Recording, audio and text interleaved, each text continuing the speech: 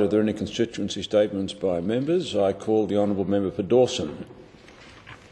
Mr Deputy Speaker, I firmly believe it is the role of all elected representatives in all levels of government to stand up for those they claim to represent.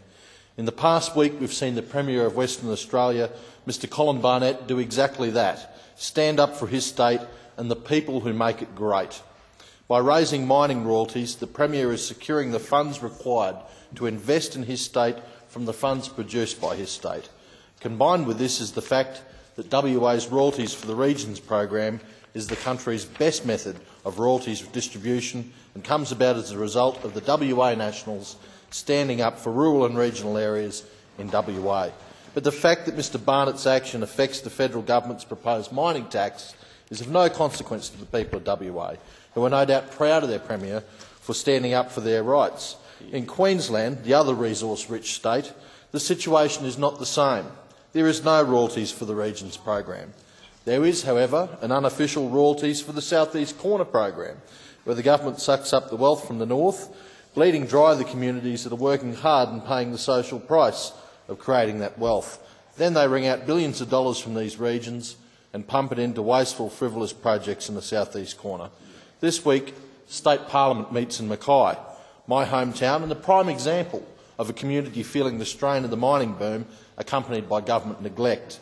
And so I would like to challenge the Queensland Treasurer Andrew Fraser to take a stand like WA has taken. I challenge Mr Fraser to consult with the mining industry and then sensibly increase mining royalties and quarantine those funds for the purpose of reinvesting in the regions that are impacted by mining.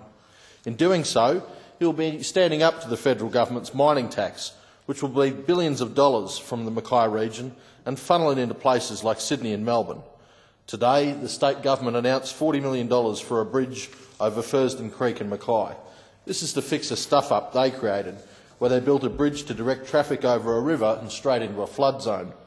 This belated investment is a mere drop in the ocean when you consider that almost $1.1 billion went into the state coffers last financial year through royalties on the coal exported through the ports of Hay Point, Dalrymple Bay and Abbott Point, all of which are in the Mackay region. And that's in the middle of the global financial crisis.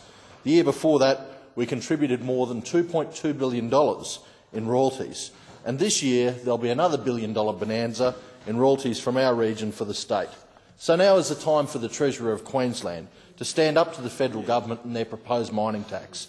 Now is the time to raise royalties and introduce a royalties for the region style program in our state.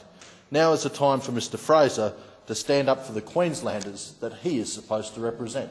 Thank you very much, Mr Speaker. I thank the honourable member.